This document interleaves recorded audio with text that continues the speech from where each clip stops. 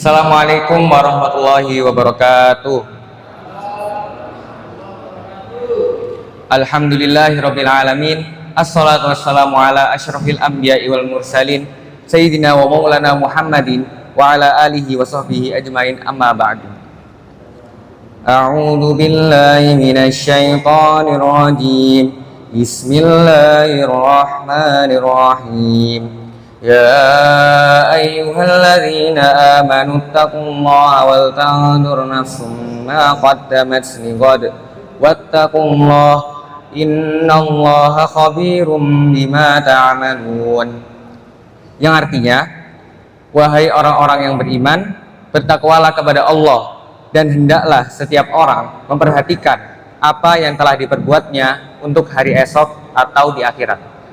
Mengapa demikian? Karena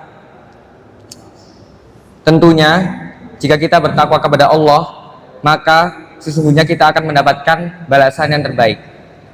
Saya lanjutkan di sini, artinya bertakwalah kepada Allah, sesungguhnya Allah Maha teliti terhadap apa yang kamu kerjakan. Dari Quran surat Al-Hasyr ayat 18. Para jamaah rahimakumullah, di sini saya ingin menyampaikan bahwa bulan Ramadan adalah bulan suci yang hanya akan disambut kehadirannya dengan penuh sukacita oleh orang-orang yang suci juga, atau bisa disebut sebagai bersih. Kenapa? Karena sebagai perumpamaan, suatu makanan yang bersih akan tetap bersih hanya bila ditempatkan pada piring ataupun mangkok yang bersih. Demikian pula di bulan suci Ramadan. Hanya orang-orang yang suci atau bersih itulah yang mendapat kesempatan untuk menikmati jamuan yang diberikan oleh Allah SWT di bulan suci Ramadan.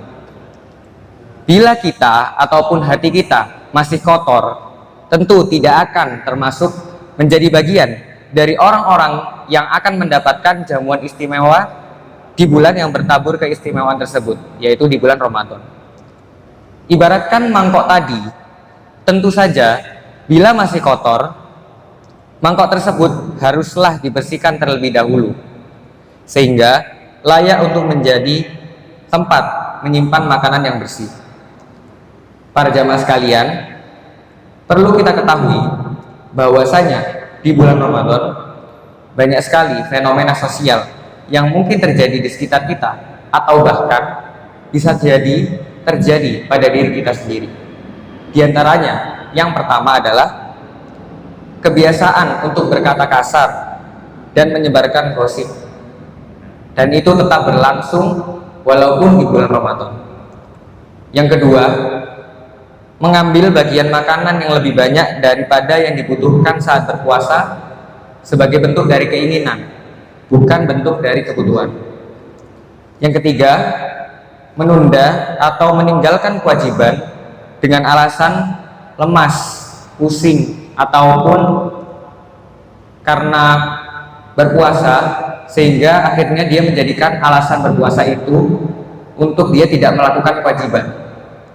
Kemudian yang keempat, budaya untuk saling menyindir dan menjatuhkan di media sosial yang itu tetap marak dan tanpa jeda.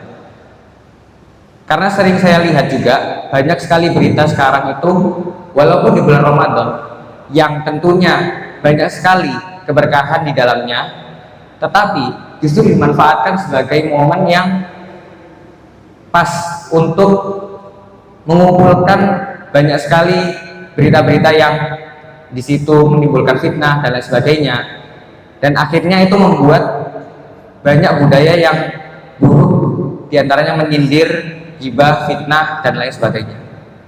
Kemudian yang kelima, yaitu walaupun di bulan Ramadan tetapi tetap menonton atau menyebarkan konten yang tidak pantas walaupun kita masih sedang berpuasa.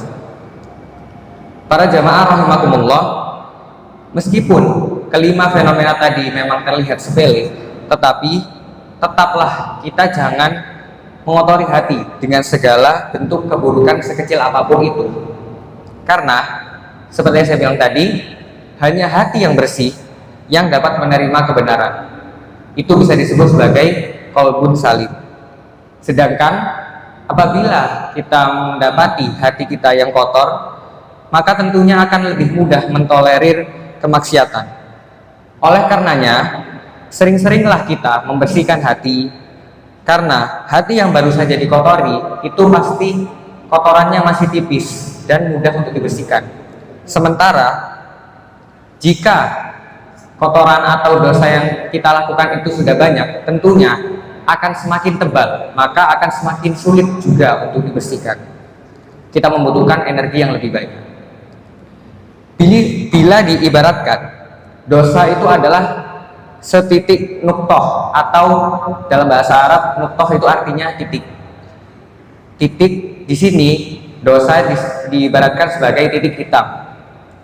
Maka jika kita ibaratkan, satu dosa akan membuat satu titik hitam di dalam hati. Bila ini tidak langsung dibersihkan, titik ini akan terus menetap di dalam hati, sehingga hati kita menjadi kotor dan akhirnya sulit untuk menerima kebenaran. Inilah yang disebut dengan hati yang sakit, atau bisa disebut sebagai qalbun marid. Dengan berjalannya waktu, bila hati ini tidak juga dibersihkan, semakin lama titik hitam itu akan semakin banyak dan menutupi hati kita.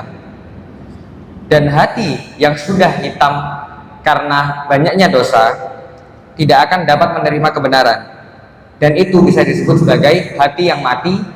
Dalam bahasa Arab disebut qalbun mayit. Kemudian hati yang dapat menerima kebenaran adalah hati yang bersih dari rasa sombong, karena sombong itu sendiri adalah kondisi seseorang yang enggan menerima kebenaran. Oleh karenanya, kita harus senantiasa melatih diri kita sehingga kita dapat menghilangkan rasa sombong yang seringkali tidak disadari bersemayam dalam diri kita. Untuk mengetahui apakah kira-kira kita memiliki rasa sombong ataupun tidak, cobalah kita mencermati perasaan kita sendiri. Misalnya ketika kita dikritik atau diberikan saran masukan oleh orang lain, apakah perasaan kita sakit ataukah perasaan kita menerima?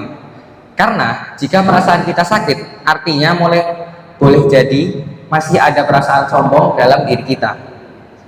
Dan untuk menghilangkan rasa sombong itu tadi, yakinlah bahwa saat penghinaan berlangsung itu terjadi transfer pahala dari yang menghina kita dengan kita yang sebagai pihak yang terhina.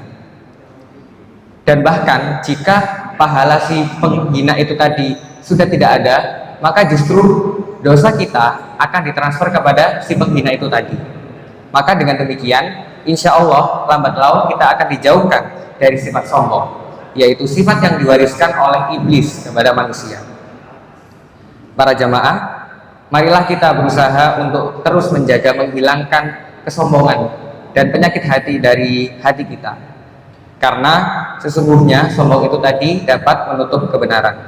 Kita harus terus berusaha, karena tidak ada tempat di surga bagi orang-orang yang sombong meskipun sedikit. Langkah menjaga hati agar tetap bersih tersebut bukanlah sesuatu yang tidak mungkin dilakukan. Keinginan yang kuat akan cukup menjadi amunisi bagi seseorang untuk melakukan segala kebaikan. Para jamaah rahimakumullah, ada suatu ayat di dalam Al-Quran, yaitu dari surat Asy-Syams ayat 9-10. A'udzubillahi minasyaitonirrajim. Qad aflaha man zakkaha wa qad khaba man dassaha. Yang artinya, sungguh beruntung orang yang menyucikan jiwa itu, dan sungguh rugi orang-orang yang mengotorinya. Dari ayat tersebut kita dapatkan bahwa pada akhirnya kita harus senantiasa berusaha untuk membersihkan hati kita, karena hanya hati yang bersih dapat menerima kebenaran ataupun qalbun salim. Jadikanlah hati kita layak untuk mendapatkan jamuan paling istimewa di bulan suci Ramadan dengan hadirnya malam Lailatul Qadar. Semoga kita bisa menjadi bagian dari sekelompok hamba Allah yang dirindukan surga. Amin ya rabbal alamin. Mungkin itu saja sedikit yang bisa saya sampaikan. Semoga yang sedikit ini dapat memberikan keberkahan dan juga manfaat bagi kita semua. Kurang lebihnya itu dari saya. Allahumma muwaffiq ila aqwamit thoriq. Assalamualaikum warahmatullahi wabarakatuh.